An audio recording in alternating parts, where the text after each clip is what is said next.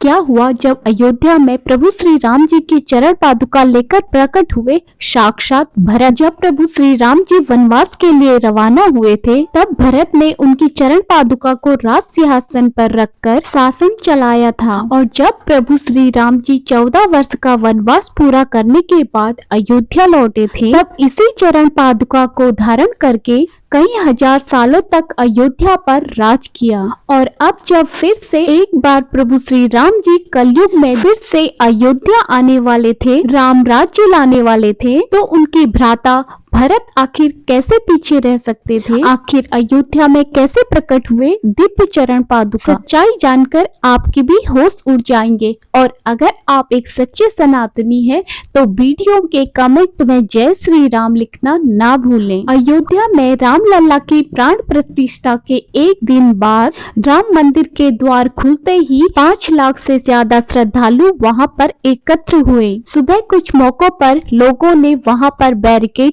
तोड़ दिए, जिससे भगदड़ जैसी स्थिति वहां पर हो गई। लेकिन हर बार परिसर में वहां पर मौजूद 8000 पुलिस कर्मियों ने भीड़ की भगदड़ को नियंत्रित किया। प्रतिष्ठा समारोह से पहले 1.5 लाख भक्त अयोध्या पहुंच गए थे और धर्मशालाओं में रह रहे थे। कुछ लोगों ने खुले आसमान के नीचे रात बिताई। उनका लक्ष्य था रामलला की प्राण प्रतिष्ठा के बाद पहली सुबह द्वार खुलते ही रामलला के दर्शन करना। 23 जनवरी को रामलला के द्वार खुलते ही रामलला के दर्शन करने वाले इन भक्तों में, इन श्रद्धालुओं में एक शख्स ऐसा भी था जिसने अपने सर पर दिव्य चरण पादुकाएं उठाई हुई थी और वह भीड़ में निरंतर अंदर जाने का प्रयास कर रहा था। कई लोगों ने उसे देखा, तब उसका कहना था कि ये दिव्य चमत्कारी पादुकाएं प्रभु श्री राम जी को भेंट करने आया हूँ, क्योंकि यह उनकी ही चरण पादुकाएं हैं। कार्तिक नाम के एक भक्त का कहना था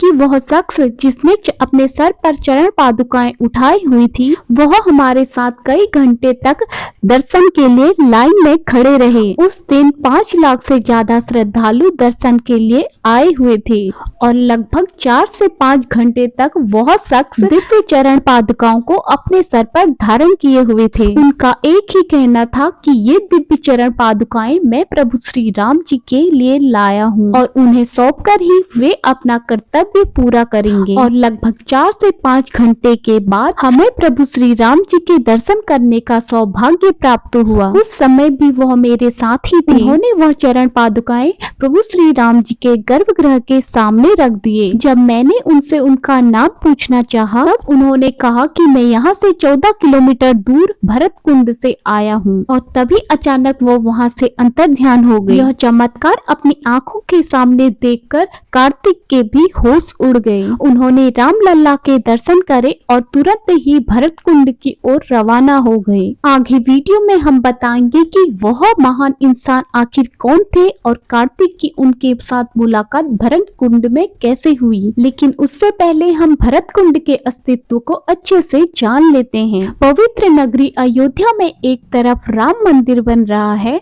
तो दूसरी तरफ राजा राम के अनुज भरत की तपोस्थली नंदीग्राम के भरत कुंड की भी चर्चा तेज है। त्रेता युग में भगवान राम का राज्य अभिषेक हुआ था, तो इसी भरत कुंड से पवित्र तीर्थ का जल डाला गया था और इसी स्थान पर तप करते हुए भरत ने प्रभु श्री राम जी का इंतजार किया था। भरत ने अपने भाई प्रभु श्री राम जी की प्रतीक्षा में 14 साल तपस्या की थी। उन्होंने यहाँ एक गुफा बनाई जो जमीन से लगभग 8 सीढ़ी नीचे है। यही उन्होंने 14 साल तप किया। जब 14 वर्ष के वनवास के लिए राजपाट छोड़ के चले गए, तो भरत उनको मनाने गए। मर्यादा पुरुषोत्तम श्री राम अपने पिता के वचनों से बंधे हुए थे, लौटना स्वीकार नहीं किया, लेकिन भरत के अनुरोध पर उनको अपनी चरण पादुका सौंप दी। नंदीग्राम में भरत श्री राम जी की खड़ाऊ को प्रतीक के तौर पर अयोध्या का राजपाट चलाते थे। 14 वर्ष का वनवास पूरा होने के बाद जब राम जी अयोध्या वापस लौटे, तो यहीं पर वो भरत से मिले। तो भरत ने उन्हें उनकी चरण पादुका लौटा दी। अब जब पुनः पुनः प्रभु श्री राम जी अयोध्या लौट चुके हैं। हो सकता है भरत पुनः अयोध्या उनके चरण पादुका उन्हें लौटाने आए हो। जब कार्तिक भरत कुंड पहुँचे तो भरत कुंड प्रभु श्री राम जी के आने की खुशी में पूरा सजा हुआ था। तभी कार्तिक जी को रहस्यमय तरीके से वही इंसान भरत कुंड में स्नान करते हुए दिखा जो चरण पादुका लिए अयोध्या में मौजूद था। इसके बाद कार्तिक ने उनसे पूछा कि आप रहस्यमय तरीके से वहां पर से अयोध्या में कैसे गायब हो गए। तब उस दिव्य व्यक्ति ने कहा कि हमारे पूर्वज कई सालों से इसी दिव्य कुंड के आसपास निवास करते हैं और प्रभु श्री राम जी के भाई भरत को अपना इष्ट मानते हैं। एक दिन भरत स्वयं रात्रि के समय हमारे सपनों में आए और उन्होंने हमसे कहा कि भरत कुंड की गुफा के अंदर एक दिव्य चरण पादुका रखी हुई है, उसे ले जाकर नवनिर्मित राम मंदिर अयोध्या में रखना होगा। वहाँ प्रभु श्री राम जी अपना राज सिंहासन संभालेंगे।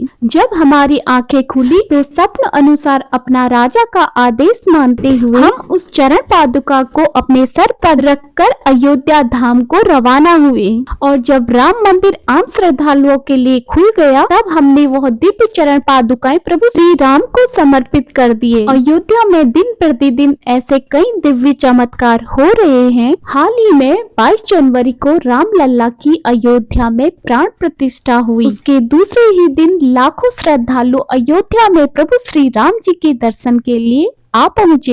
इसी दौरान एक बंदर भी गर्भगृह में प्रवेश कर गया।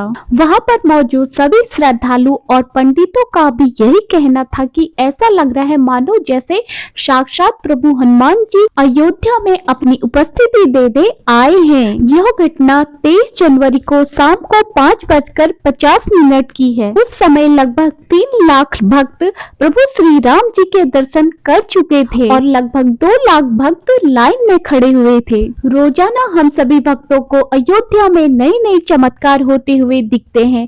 आपको मेरे द्वारा दी गई जानकारी कैसी लगी प्लीज कमेंट में जरूर बताना और मैं मिलती हूँ आपको नेक्स्ट वीडियो में। तब तक के लिए जय श्री राम।